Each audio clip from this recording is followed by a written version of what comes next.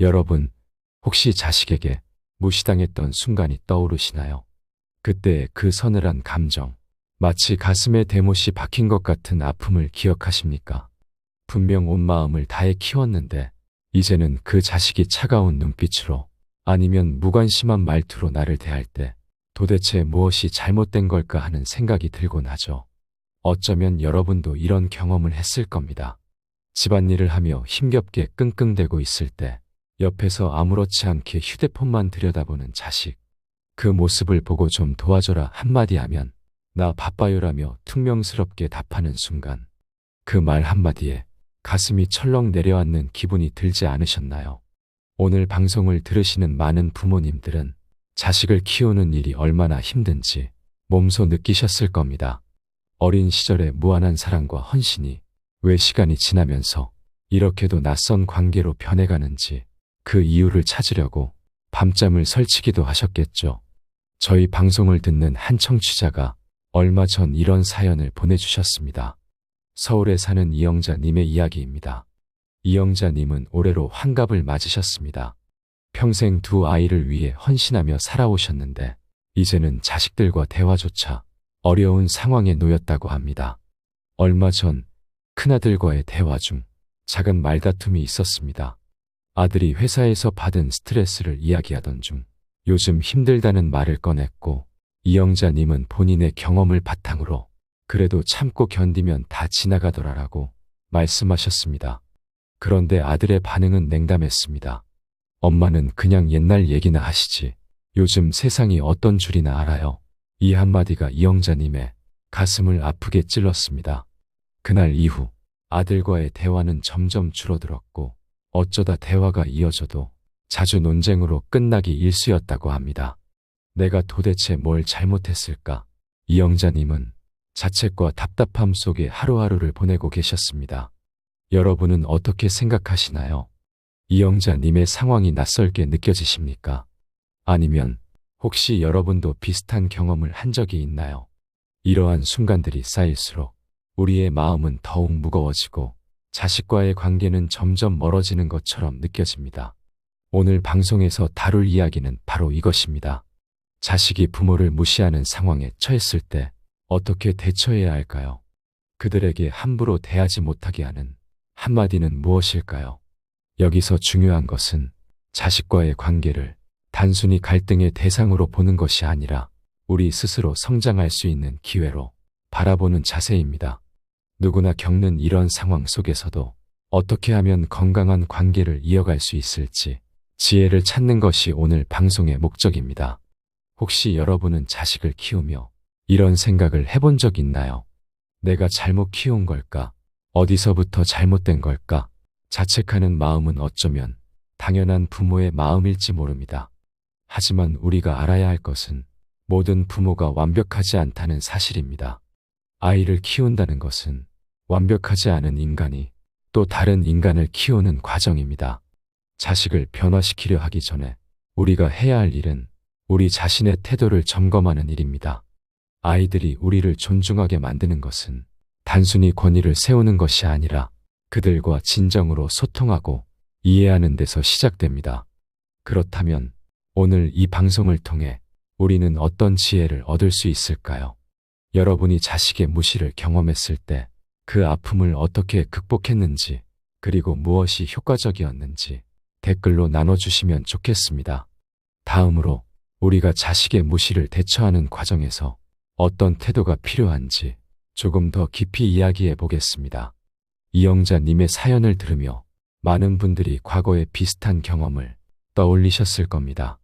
분명 사랑으로 키운 자식인데 왜 이런 순간들이 찾아오는 걸까요? 부모와 자식 사이의 갈등은 단순히 잘못된 대화법이나 세대 차이 때문만은 아닙니다. 그 안에는 우리가 알지 못했던 깊은 심리적 이유가 숨어 있습니다. 오늘은 그런 이유를 하나씩 풀어가며 자식과의 건강한 관계를 만들어가는 방법을 찾아보려고 합니다.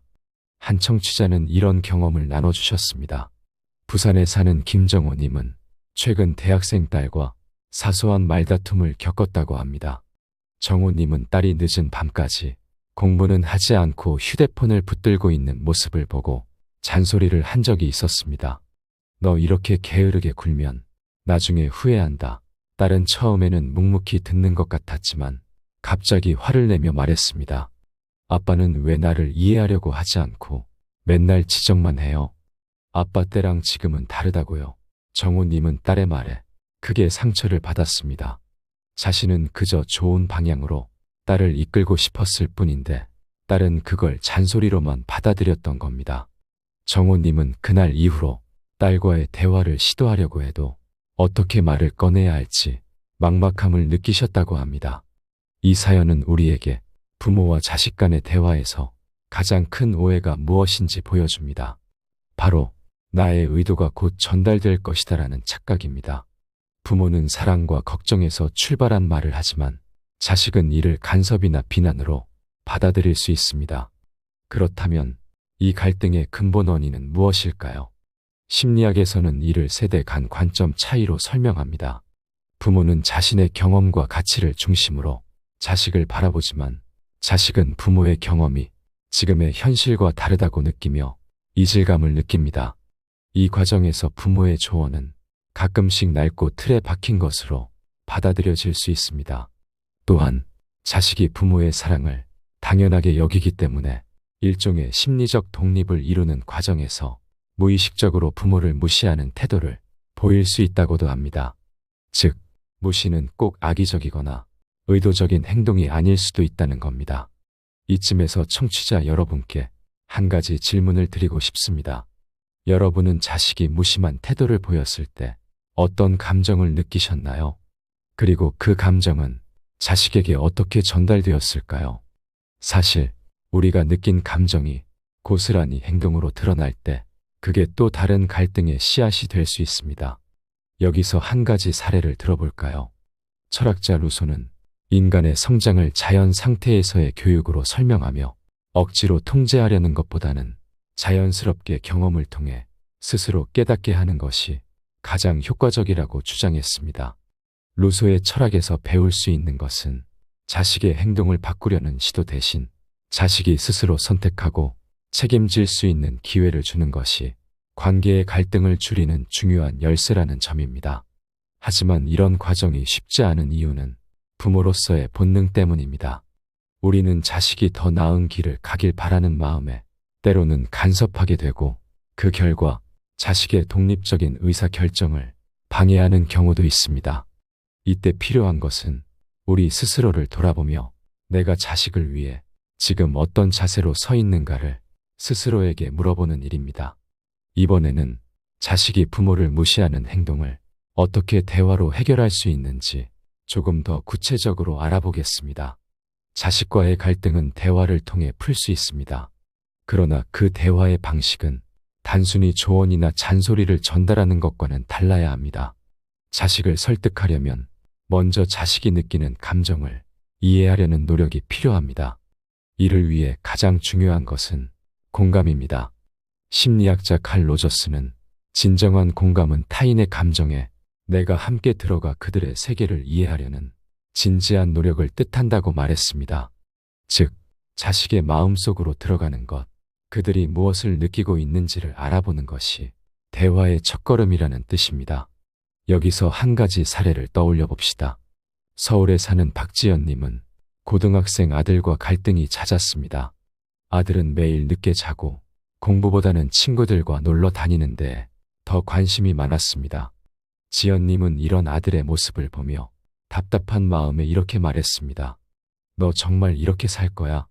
공부 안 하면 나중에 뭐 먹고 살려고 그래. 하지만 아들은 지연님의 말을 듣고 짜증을 내며 방으로 들어가 버렸습니다. 지연님은 이런 상황이 반복될수록 점점 더 화가 났고 어떻게 해야 아들과 소통할 수 있을지 몰라 막막했다고 합니다. 그러던 어느 날 지연님은 한 심리 상담 프로그램에서 적극적 경청이라는 방법을 알게 되었습니다. 이 방법은 상대방이 하는 말을 그대로 받아들이고 판단하지 않는 태도로 듣는 것을 강조합니다. 그날 저녁 지연님은 아들과 대화를 시도했습니다. 아들, 요즘 내가 늦게 자는 것 같아서 걱정이 돼. 왜 그런지 엄마가 좀 알고 싶어. 그러자 아들은 처음엔 대답하지 않다가 조금씩 속마음을 꺼내기 시작했습니다. 엄마, 나도 스트레스를 많이 받아서 잠이 잘 안 와. 공부도 잘 안 되고 그래서 그냥 친구들이랑 얘기하는 게 편해. 그 말을 들은 지연님은 더 이상 지적하거나 조언하지 않았습니다. 대신 이렇게 말했습니다. 그랬구나. 공부 때문에 힘들어도 엄마한테 말 안 해줘서 미안했어. 아들의 입장에서 보면 자신의 마음을 누군가가 온전히 들어준다는 느낌은 그 자체로 위로가 됩니다. 이후 지연님은 아들과 점차 대화를 늘려갔고 서로의 생각을 조금씩 이해하게 되었다고 합니다. 여기서 우리는 자식과의 대화에서 중요한 두 가지를 배웁니다.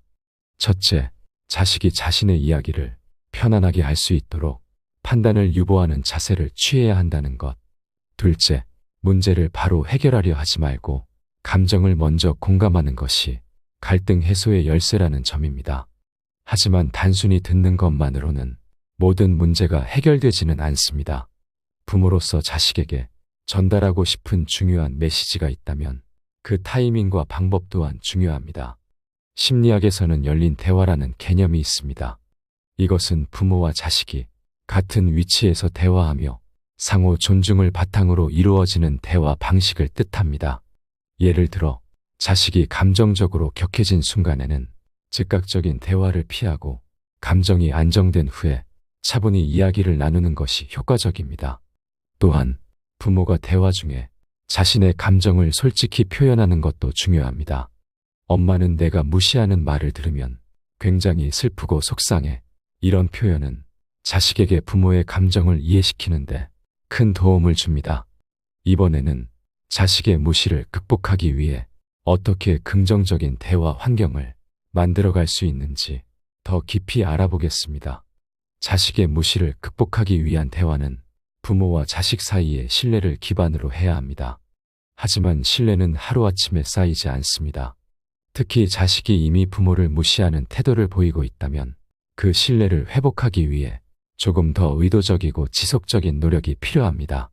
먼저 부모로서 자신의 기대와 욕심을 한 걸음 뒤로 물러나 보는 것이 중요합니다.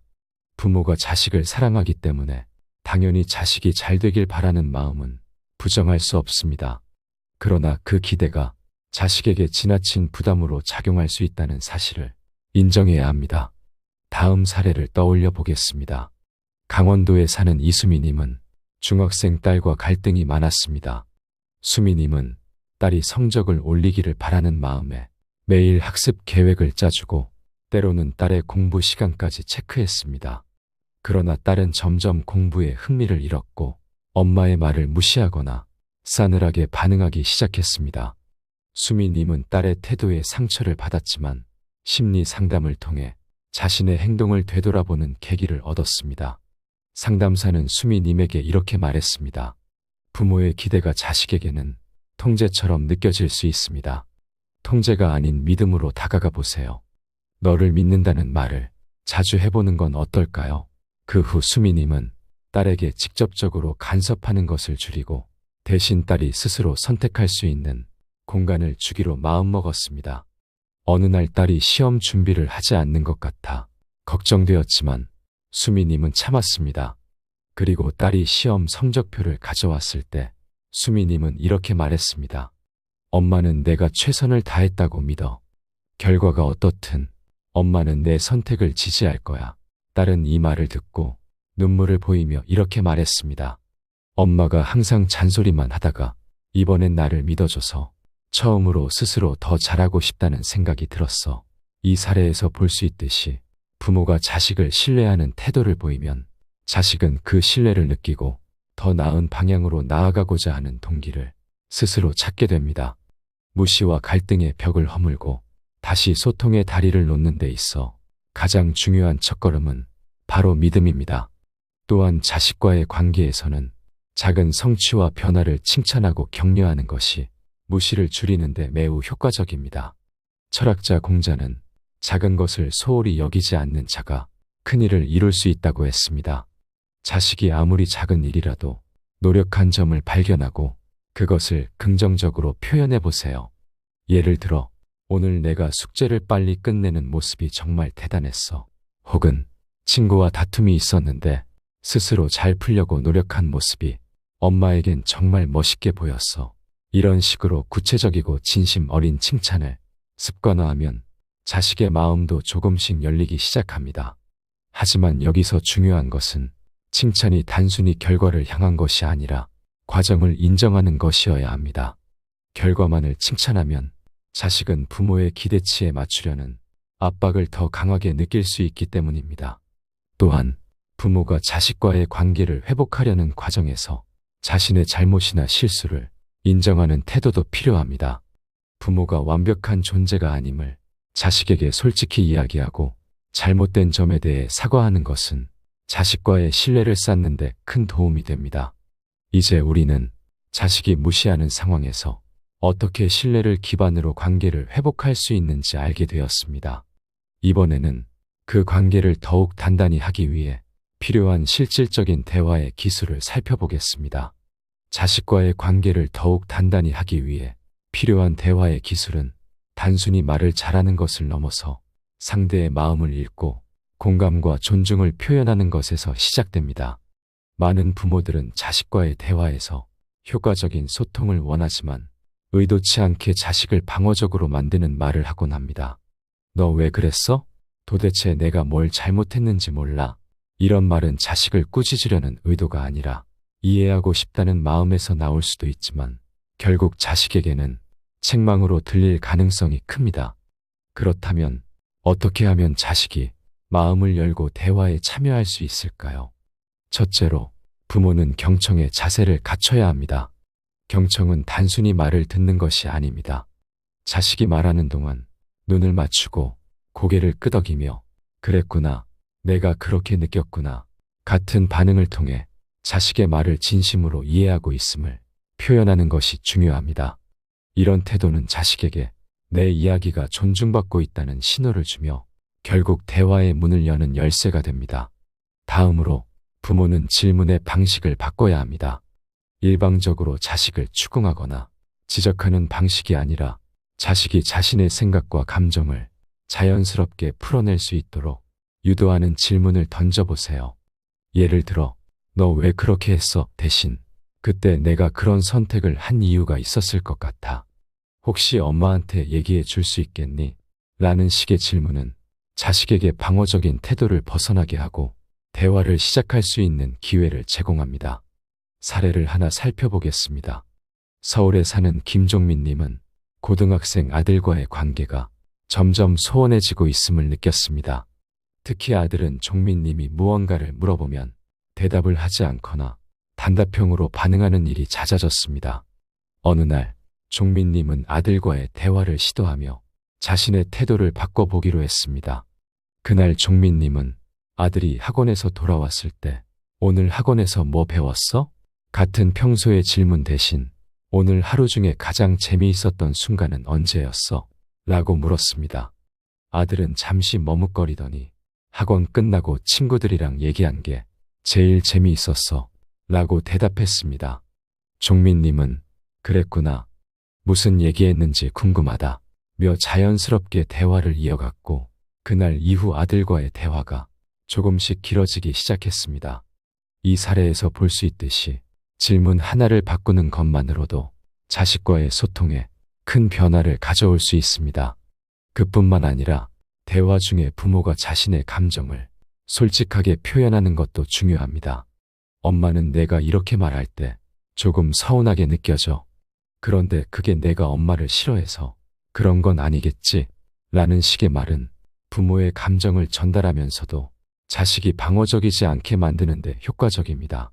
자식은 부모의 감정을 알게 되면서 자신의 행동을 돌아보고 더 나은 태도를 보이기 위해 노력할 가능성이 높아집니다. 마지막으로 긍정적인 언어를 사용하는 것도 자식과의 대화에서 중요한 역할을 합니다.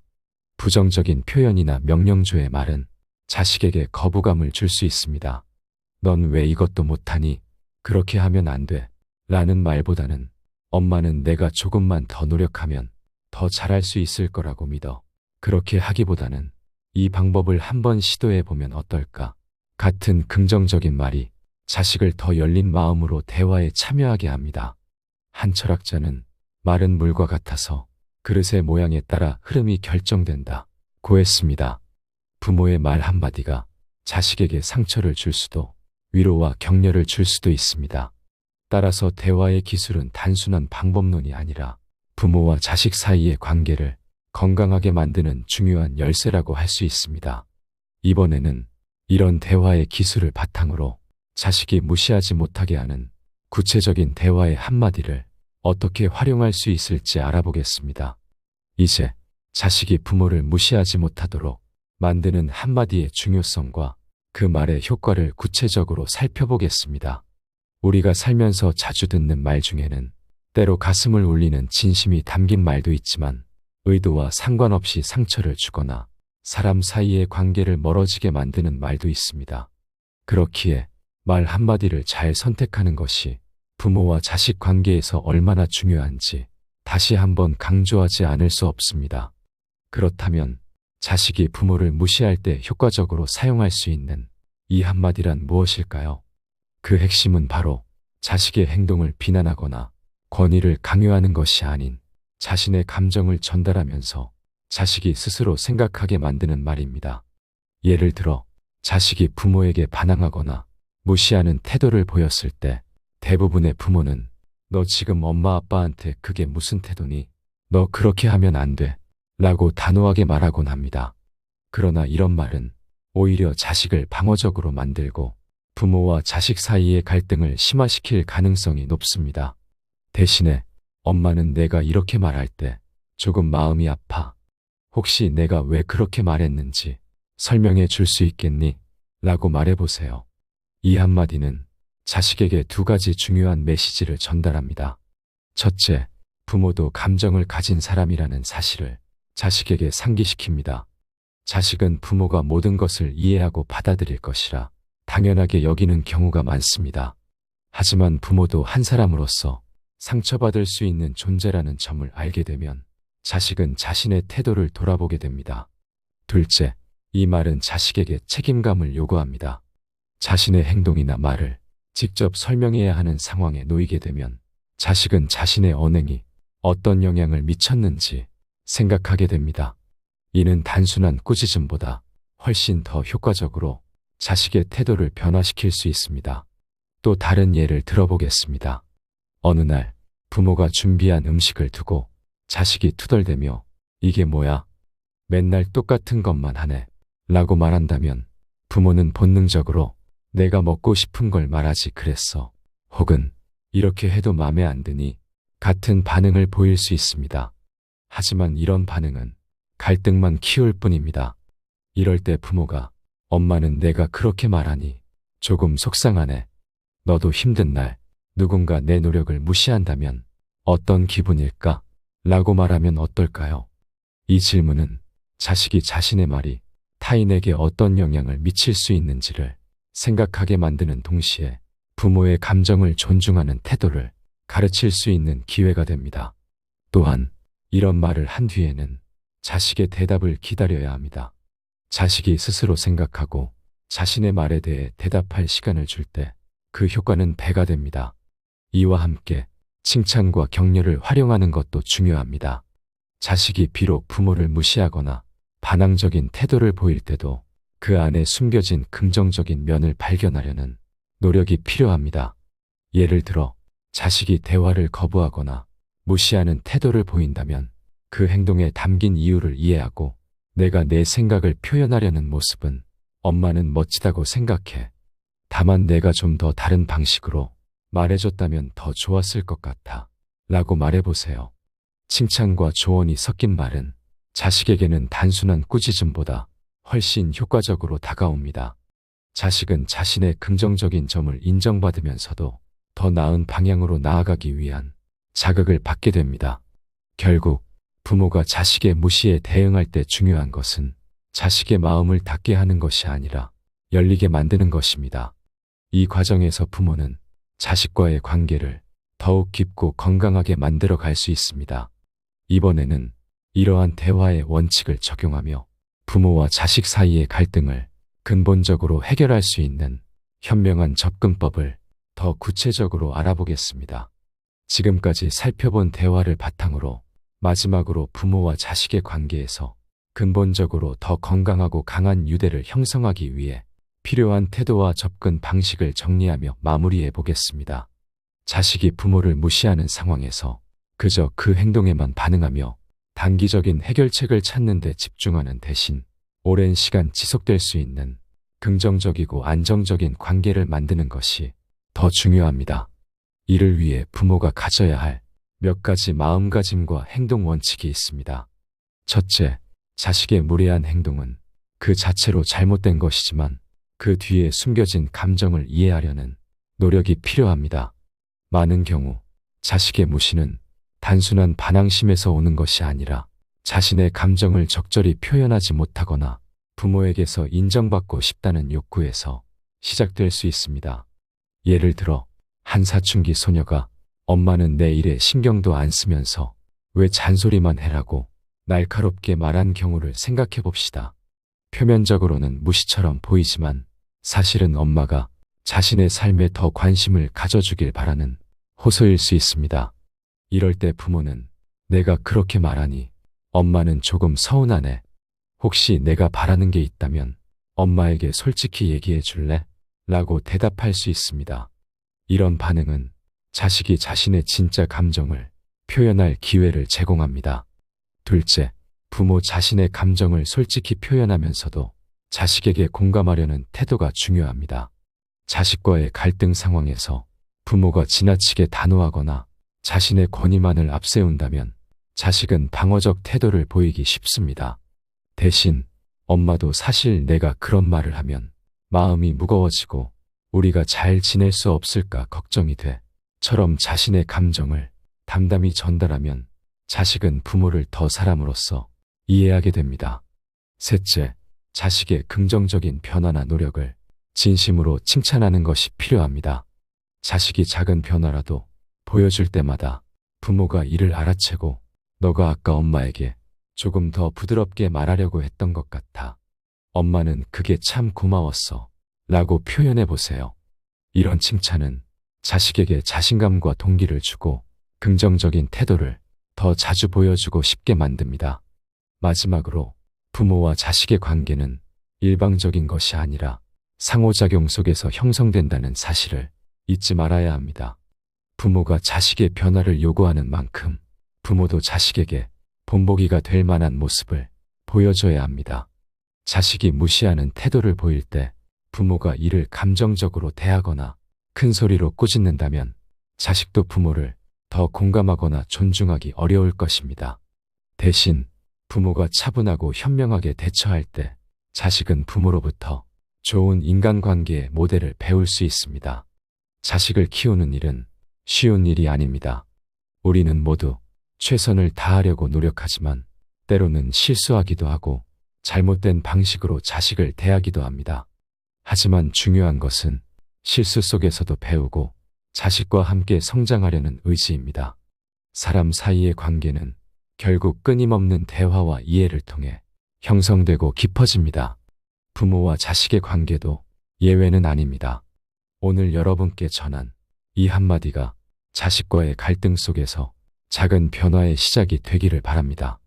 마무리하며 동양의 고사성어 중 화목이 가정의 근본이다라는 말을 떠올려 봅니다.